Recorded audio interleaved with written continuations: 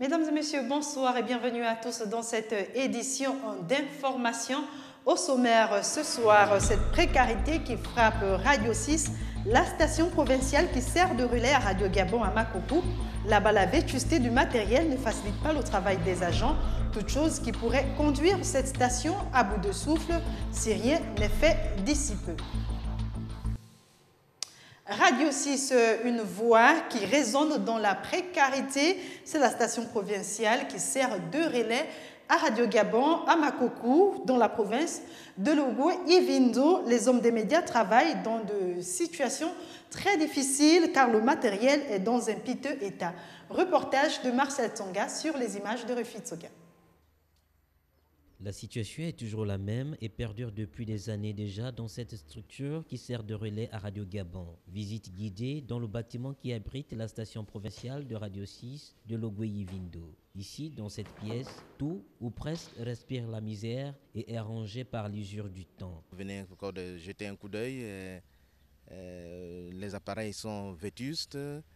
Au niveau des ressources humaines, nous avons aussi des difficultés à ce niveau-là. Donc à ce niveau, nous souhaiterons qu'il y ait plus ou moins une révision ou bien une nouvelle gestion de la chose de la communication. En fait, c'est ce que nous souhaitons. Vous-même, vous avez jeté un coup d'œil.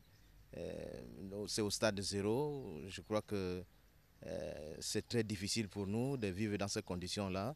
Malgré les difficultés qu'ils rencontrent quotidiennement, ces hommes du dictaphone et du micro donnent le meilleur d'eux. Ça dure comme ça depuis presque la création de la station.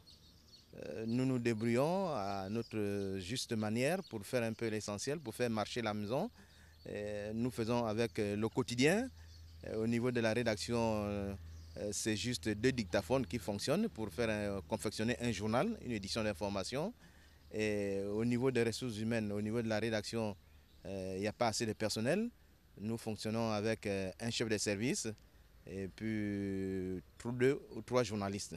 Avec les états généraux de la communication qui se sont tenus la semaine dernière à Libreville, ces hommes des médias espèrent qu'une solution à leur situation sera trouvée, toute chose qui leur permettra de travailler dans de bonnes conditions. Après 3 semaines de calvaire, les populations de Mivou, le chef-lieu du département du Haut-Thème, ont retrouvé le bonheur de circuler librement pour rallier Oyem, une route qui s'était effondrée dans le village Mebolo, à 40 km de Mivoul et 76 km d'Oyem. Vu l'urgence, le ministre délégué à l'économie, Marie-Julie Bilogo, était ce week-end de s'enquérir de la situation et prendre quelques mesures provisoires. Reportage de Justin Bitégué.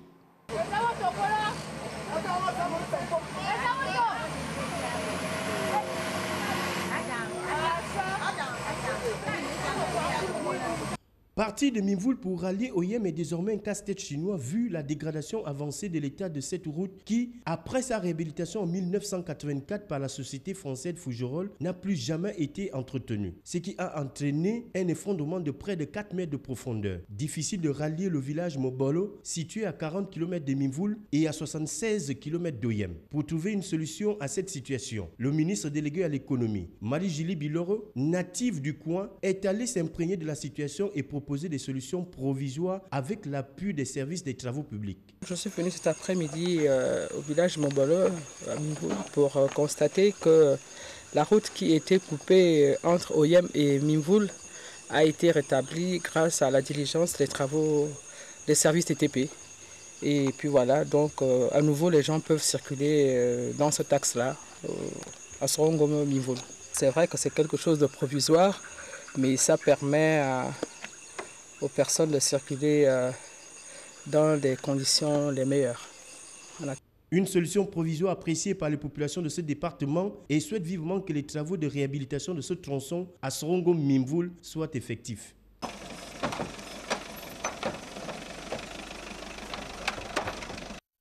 Et la page santé de ce journal, cérémonie de lancement du 3e passage de la vaccination contre la polio ce mardi au centre de santé de la Pairie après ceux des mois de juin et septembre 2014.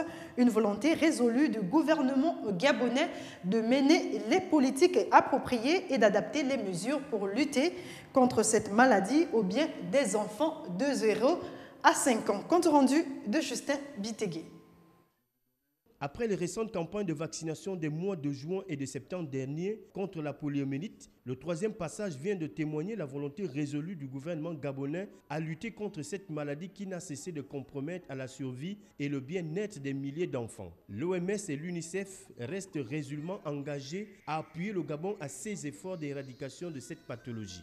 L'OMS, l'UNICEF et les autres partenaires restent résolument engagés à appuyer le gouvernement dans ses efforts d'éradication de la poliomyélite à travers notamment la mobilisation des ressources, des partenariats solides et la mise à disposition d'une expertise avérée. Pour le ministre délégué à la Santé, la vaccination reste le seul moyen de protéger les enfants contre cette maladie. Il importe en effet de souligner qu'un seul cas confirmé de poliomyélite constitue une menace pour tous les autres pays de la sous-région, dans la mesure où le virus responsable ne connaît pas de frontières. C'est pourquoi la vaccination reste et demeure le seul moyen de protéger nos enfants contre cette terrible maladie. La poliomyélite est donc une maladie évitable par la vaccination. Personne, aucun enfant ne devrait souffrir de maladie pour laquelle il existe un vaccin. Il est donc rappelé aux parents de se rendre massivement au lieu indiqué pour vacciner leurs enfants de 0 à 5 ans. Comme quoi, mieux vaut prévenir que guérir. Parlons à présent culture dans cette édition d'information l'UDEG, l'Union des jeunes écrivains gabonais, a effectué sa rentrée littéraire la semaine dernière à son siège du quartier Louis de Libreville. Plusieurs livres étaient exposés et le public venu pour la circonstance a apprécié. Le point avec Arsène Rebouka, Marcel Tsonga et Rufil Soga. Exposition, vente, conférences, débats, dédicaces des auteurs, animations sont entre autres activités qui meublent la 2e édition de la rentrée littéraire de l'Union des écrivains gabonais qui ont en partage la passion pour la littérature. L'objectif principal assigné à notre structure est de faire la promotion de la littérature francophone en général, mais surtout de vanter, de ventiler et de défendre la littérature gabonaise en particulier, aussi bien à l'intérieur de nos frontières qu'à l'extérieur. À ce jour, le Gabon compte plus d'une centaine d'écrivains confirmés et plus de 500 publications recensées. Promouvoir la littérature gabonaise est le cheval de bataille de l'Union qui souhaite voir les romans gabonais dans les programmes scolaires sur toute l'étendue du territoire national. Comment expliquer que les livres gabonais soient trop peu présents dans les programmes scolaires de notre pays alors que sous d'autres cieux, les ouvrages nationaux occupent entre 50 et 80% des livres imposés par leurs académies respectives? La question de la charité, certainement, trouverait sa solution si le gouvernement, par le truchement du ministère de la Culture, mettait en place un fonds de soutien aux livres et à l'édition. Avec un peu plus de 100 écrivains confirmés, l'UDEG réunit l'essentiel des auteurs gabonais, journalistes et enseignants. C'était le journal de la rédaction. Merci pour votre fidélité. L'information se poursuit sur notre site www.gabonnews.com. À demain 20h.